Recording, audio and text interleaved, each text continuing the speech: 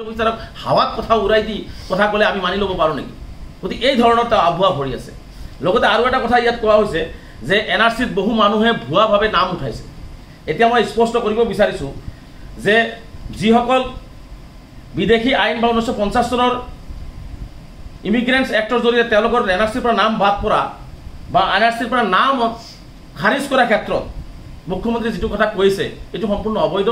গতিকে NRCৰ পৰা যিসকলৰ নাম বাদ পৰিছে বা যিসকলৰ নাম অন্তৰ্ভুক্ত ভুলবশত হৈছে সেইটো NRCৰ ৰুল 10ৰ জৰিয়তেহে বাদ পৰা মানুহখিনিক তেওঁলোকে ৰিজেকশ্যন স্লিপ দিয়ে বা ভুল কথা কাটিব লগা মানুহখিনিক কেনেকৈ কাটিব সেইটো NRCৰ ৰুল 10ৰ জৰিয়তেহে কৰিব লাগিব। গতিকে এই কথাটো স্পষ্ট। সেইকাৰণে দেখিছোঁ যে NRCৰ ক্ষেত্ৰত অসমৰ ৰাইজক সম্পূৰ্ণভাৱে মুখ্যমন্ত্ৰীয়ে আভুৱা ভৰি ভুল কথা কৈ আছে, যিটো মুখ্যমন্ত্ৰীৰ এখতিয়াৰৰ বিষয় নহয়, কেন্দ্ৰীয় চৰকাৰৰ সম্পূৰ্ণ এখতিয়াৰৰ বিষয়।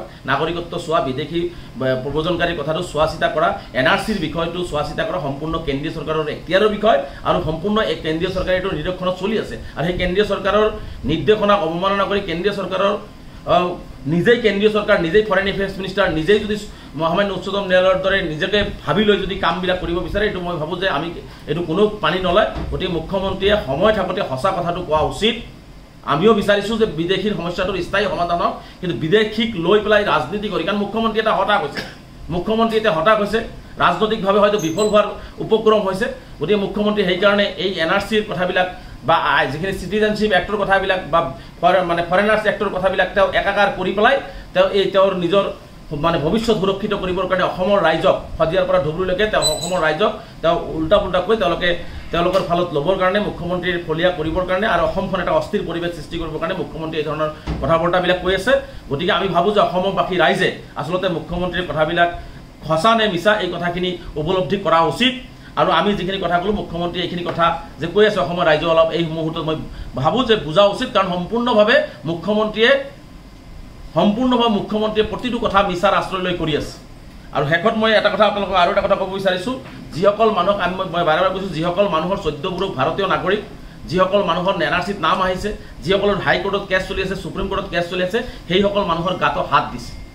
সেইসকল মানুহক অন্যায়ভাৱে তেওঁলোকে ল' মেন্স লেণ্ডত পেলাই দিবৰ কাৰণে চেষ্টা কৰা হৈছে, তেওঁলোকক ডিটেক্ট কৰিবৰ কাৰণে চেষ্টা কৰা হৈছে, তেওঁলোকক ৰাতিৰ অন্ধকাৰত আনি তেওঁলোকক ক'ত ৰাখিছে এই কথাবিলাক এতিয়ালৈকে অসমৰ ৰাইজে গম পাই থকা নাই।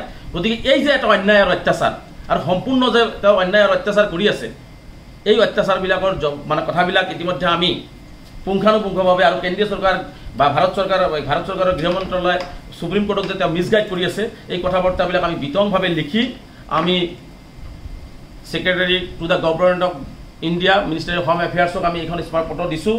আমি অমিত শ্বাহ ডাঙৰীয়া, আমাৰ হোম মিনিষ্টাৰ, তেখেতক আমি এখন স্মাৰক পত্ৰ দিছোঁ।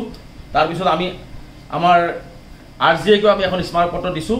আৰু আমাৰ এই স্মাৰক পত্ৰৰ লগত আমাৰ জমিয়ত উলেমা হিন্দ মৌলানা আৰ্ছাদ মাদানী চাহাব আৰু মৌলানা মুস্তাক আনবৰ চাহাবো এই আমাৰ এটা প্ৰতিনিধি দলে তেওঁলোকেও স্মাৰক পত্ৰ প্ৰদান কৰিছে যে আমি নিশ্চিতভাৱে অসম চৰকাৰৰ এই কোটি ভাৰতীয় নাগৰিকৰ ওপৰত কৰা অন্যায় অত্যাচাৰ, NRCক লৈ যি বুমেৰাং সৃষ্টি কৰিব বিচাৰিছে, NRCখনক লৈ তেওঁলোকে যিধৰণে এটা মিছাৰ আশ্ৰয় লৈছে, এই সকলো কথা বতৰাবিলাক আমি কেন্দ্ৰীয় চৰকাৰক অৱগত কৰিলোঁ।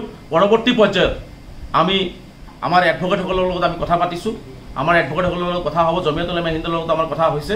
গতিকে আমি যিখিনি পৰা যায় আইনগত দিশবিলাক আমি নিশ্চিতভাৱে চালি জাৰি চাম। কিন্তু আমাৰ কথা স্পষ্ট যে 71ৰ আগৰ মানুহখিনিক কোনো ধৰণৰ হেৰেছমেণ্ট কৰিব নোৱাৰিব, NRCত নাম অহা মানুহখিনিক কোনো ধৰণৰ হেৰেছমেণ্ট কৰিব নোৱাৰিব, যিটো ইতিমধ্যে কেন্দ্ৰীয় চৰকাৰ আৰু ভাৰত চৰকাৰ আৰু বিদেশ মন্ত্ৰালয়ে কৈ থৈছে, যিটো সুপ্ৰিম কোৰ্টৰ নিৰীক্ষণত NRCখন হৈছে। যিসকলৰ নাম অহা নাই তেওঁলোককো কোনো ধৰণৰ অত্যাচাৰ কৰিব নোৱাৰিব, তেওঁলোকে যেতিয়ালৈকে আইনী সহায় তেওঁলোকৰ শেষ নহয়, তেওঁলোকক সকলো ধৰণৰ সুবিধা পাব লাগিব। ডি ভোটাৰৰ নামত অন্যায় আৰু অত্যাচাৰবিলাক বন্ধ হ'ব লাগিব।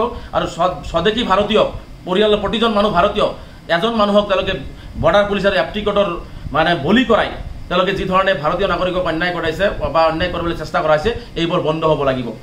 গতিকে এইখিনি কথা আমি আইনগত দিশত যুদ্ধ কৰিমেই।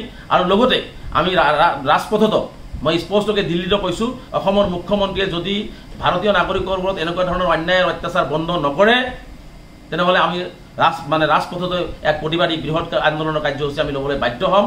আৰু আমি স্পষ্টকৈ কৈছোঁ, বিদেশী খেদক, যিখন দেশত বিদেশী খেদিব 71ৰ পিছত সেইখন দেশৰ লগত আলাপ আলোচনা কৰি তেওঁলোকে বিদেশী খেদক, আমাৰ আমচুৰ সহযোগিতা থাকিব। কিন্তু 71ৰ আগৰ NRCত নাম অহা, নাম নহা, ডি ভোটাৰ হৈ থকা কেছ চলি থকা ভাৰতীয়সকলৰ যিসকল ভাৰতীয় তেওঁলোকৰ 14 পুৰুষ ভাৰতীয় তেওঁলোকৰ কোনো ধৰণৰ হাত দি অত্যাচাৰ কৰিলে কিন্তু অসম চৰকাৰ ইয়াৰ পৰিণাম ভুগিব লাগিব।